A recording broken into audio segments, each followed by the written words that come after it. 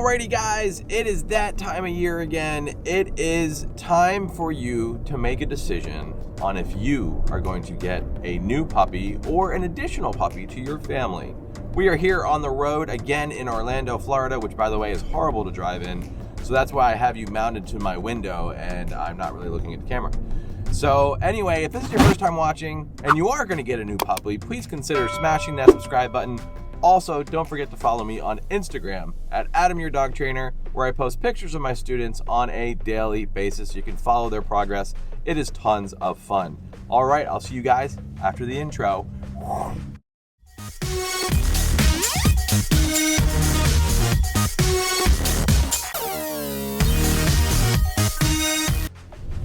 Alrighty guys, so, I'm on my way to walk one of my favorite corgis, Trixie.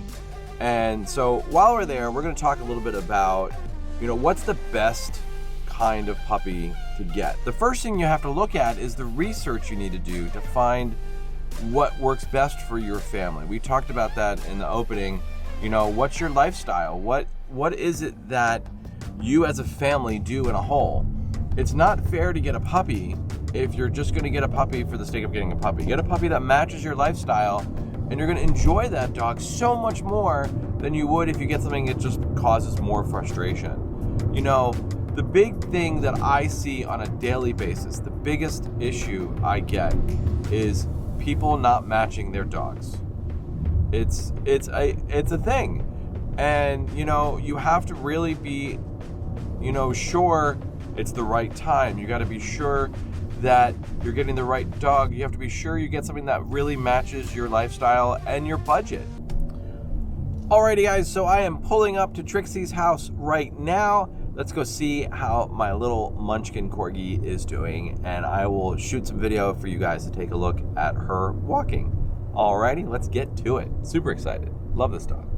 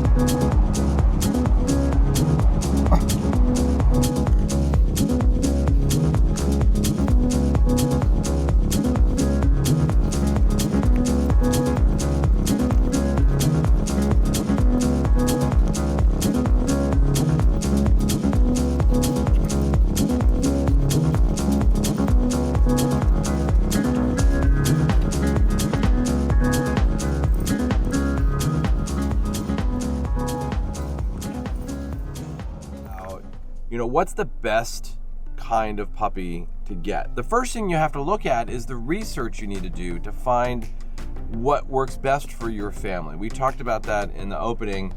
What's your lifestyle? What is it that you as a family do in a whole? It's not fair to get a puppy if you're just going to get a puppy for the sake of getting a puppy. Get a puppy that matches your lifestyle, and you're going to enjoy that dog so much more than you would if you get something that just causes more frustration. The the big thing that I see on a daily basis, the biggest issue I get is people not matching their dogs. It's a thing. And, you know, you have to really be, you know, sure it's the right time. You got to be sure that you're getting the right dog. You have to be sure you get something that really matches your lifestyle and your budget.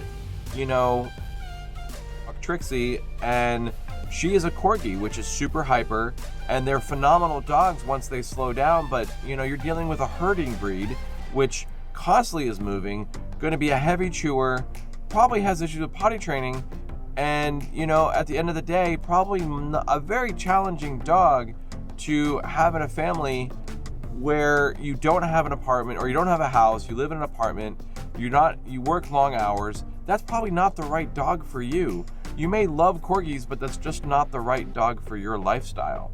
So, you know, let's start with the lifestyle. What kind of lifestyle do you lead? Are you active? Are you not active? Do you tend to sit on the couch a lot and watch TVs and stay home?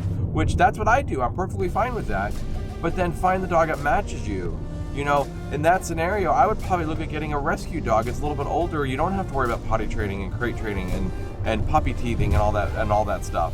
Whereas if you have an active lifestyle and you're able to go to classes and you have the time and you have the backyard and you have the ability to really train a dog, or you have the time to train a dog, then that's probably where a puppy would come and fall into play. Now, when you're looking at budget, you're looking to rescue a dog, or you're looking to go through a breeder. If you're looking to rescue a dog, you can find thousands of dogs available at your local shelters, you know, or if you have the budget and you want to find something a little bit more, you know, your lifestyle, then look on akc.org. I will put the link in the description below so you can find something that matches your lifestyle and matches your activity level. That's what we're talking about, you know.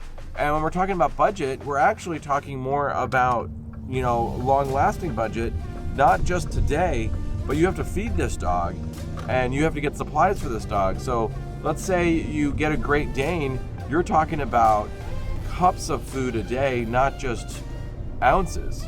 You know, Great Danes require massive cages. They require massive couches and furniture and beds and you know, a large amount of poop bags. Whereas much different than Trixie, a corgi, who has tiny poop and doesn't need all that stuff, but what she does need is a lot of room to roam.